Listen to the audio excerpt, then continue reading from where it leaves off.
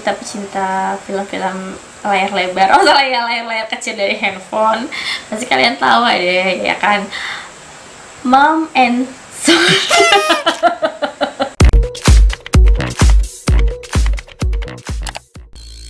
Halo semuanya, balik lagi di channel YouTube gue. Buat teman-teman yang baru gabung di konten yang unfaedah ini, tapi selalu bikin kalian tersenyum-senyum sendiri dan bahagia, saya ucapkan terima kasih dan selamat datang.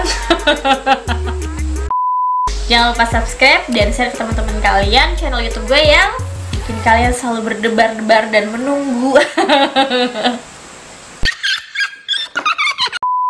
Jadi hari ini gue bikin Q&A part 5, tapi pertanyaannya global. Jadi nggak satu tema dan nggak satu tujuan. Bebas, tapi hal-hal positif yang mau gue angkat di konten gue hari ini. Oke?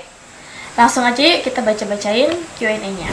Jadi gue itu bilang Q&A hal positif bakal gue masukin ke konten YouTube gue, yang negatif pulang ya. Langsung gue mau bacain. Pertanyaan pertama dari M_Fikri93. Wow, pertanyaan kamu positif sekali. Jadi gue akan bacakan di pertanyaan pertama. Olahraga berapa kali kah dalam sehari? Gila, itu positif banget sih menurut gue. Sehari sekali aja kalau aku. Mau di pagi atau mau di sore terserah, bebas. Tapi biasanya sih gue kalau misalkan emang lagi hobi-hobinya banget olahraga, lagi olahraga, soalnya juga olahraga, tapi balik lagi kita gimana, kita malas atau enggak.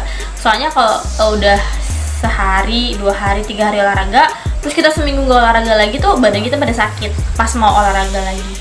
Jadi kalian juga biasain olahraga minimal sehari sekali atau 2 hari sekali, biar badan kalian tuh tetap fit dan fresh. Oke? Oke. Lanjut ke pertanyaan kedua ya. Dari Iqbal Afadilah 3. Dia pertanyaannya adalah, Kak, gimana sih nanggepin komenan netizen yang jorok-jorok? Simple, ketawain aja.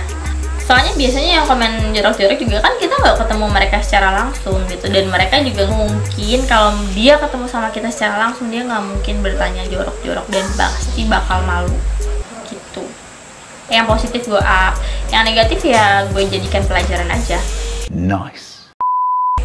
Pertanyaan yang ketiga dari Stefani_Agatha. Kak, gimana ngadepin manajer abal-abal? Gue tahu nih, maksud manajer abal-abal itu gini. Seharusnya menjadi seorang manajer, leader, itu dia mencontohkan sikap kepada anak buahnya. Jadi kalau dia menyuruh anak buahnya, lo bersih-bersih ini dong, lo kerjain ini dong, tapi dia sambil menyuruh tapi sambil mengerjakan juga, ngerti gak? Itu manajer yang benar-benar kayak leader banget, ngerti gak sih? Bukan bosi. Jadi kalau misalkan manajer yang kayak gitu ya, kita tinggal buktiin aja ke orang-orang, ke dia juga, bahwa kita jauh lebih baik dari dia dan kita jauh lebih punya skill, punya kelebihan dalam bekerja. Jadi suatu saat nanti orang akan menilai sendiri, wah anak buahnya lebih pinter nih gitu. Gue juga soalnya dulu pernah kayak gitu, dan pas ternyata gue jauh lebih pintar nih dari bos gue, jauh lebih keren.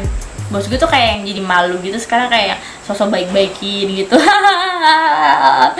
Dan kalau misalkan kita udah terlihat skillnya, terlihat kelebihannya tuh, kita bakal dipakai terus untuk selanjutnya gitu guys.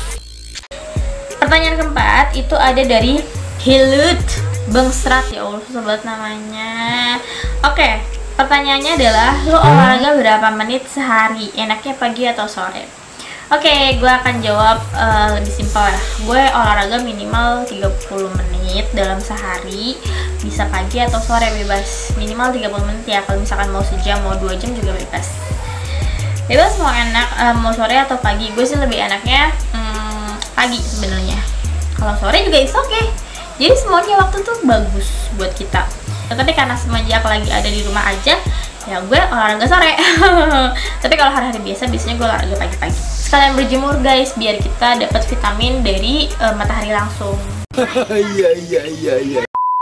Oke, pertanyaan yang kelima dari Alawi_Syamsul. Apakah seharian Mbak setiap harinya kelihatannya everyday selalu senang terus? Wow, alhamdulillah Alawi, thank you ya, kamu perhatian banget. Karena menurut gue kalau kesedihan kita tuh nggak perlu perlihatkan ke media, kita nggak perlu perlihatkan ke kalian. Kan kalian kalau misalkan ngeliat gue sedih nanti jadi ikut sedih lagi. Gue tuh kalau lagi melo nangis nangis terus sehari-harian gue nggak bisa berhenti nangis. Tapi gue nggak memperlihatkan kesedihan gue di hadapan kalian ataupun di hadapan orang lain, karena menurut gue orang lain juga nggak perlu tahu dan orang lain nggak tentu mau tahu gitu. Jadi mereka cuma lihatnya gue senangnya aja gitu. Keseharian gue ya, gue ada kerjaan gue freelance, gue nggak harus ke kantor setiap hari. Gue bisa kerjain kerjaan gue di rumah atau di tempat ngopi, tergantung mood gue lagi mau di mana gitu. Thank you lo ya Alawi. Pertanyaan dari Vin.Gunawan22.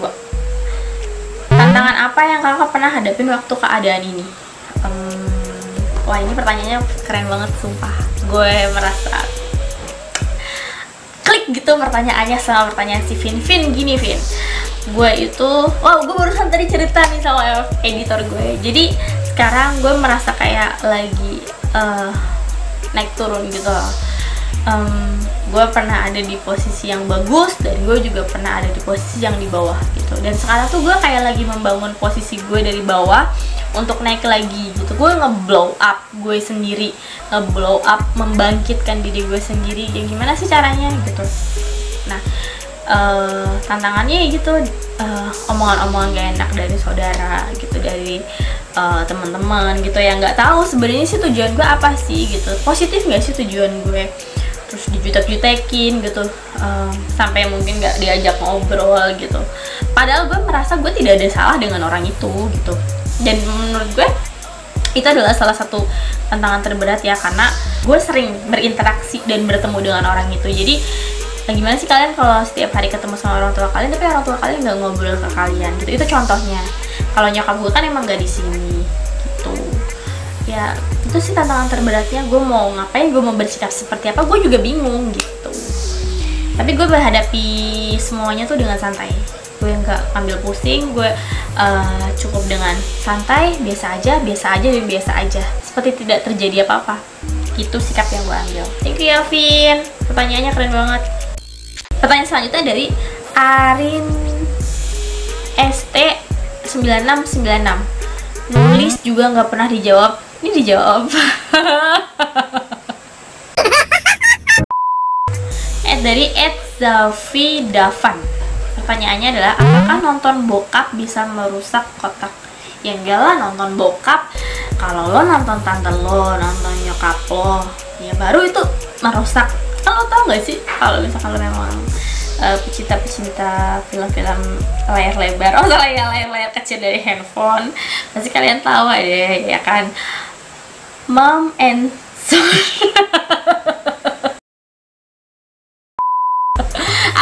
skip nggak penting.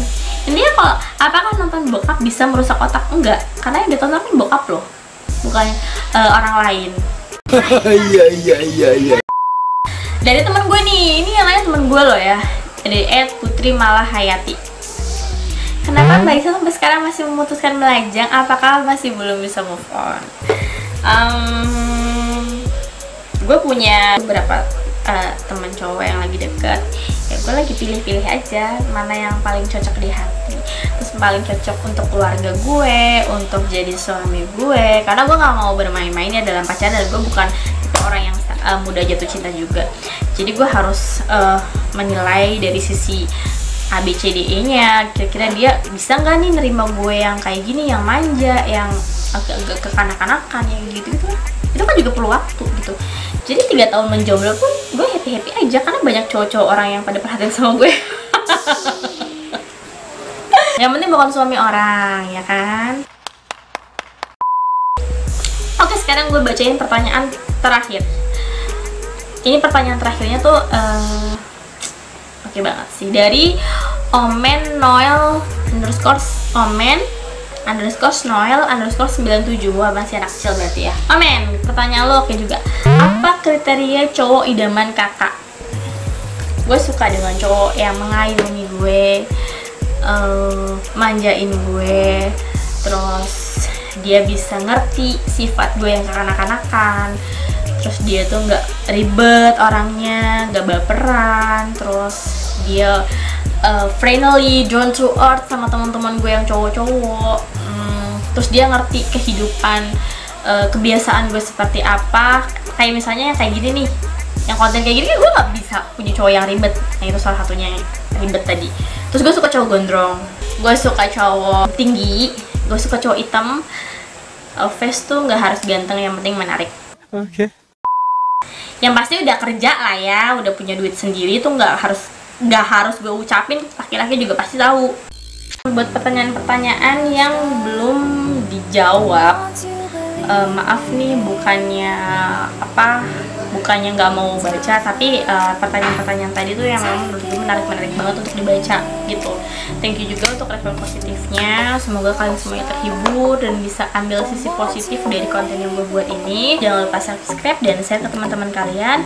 Komen di bawah ini yang memang pertanyaannya belum kejawab. Oke, sampai ketemu di konten selanjutnya. Bye bye. Washed up, don't want you believe it. Tough love, you take it all.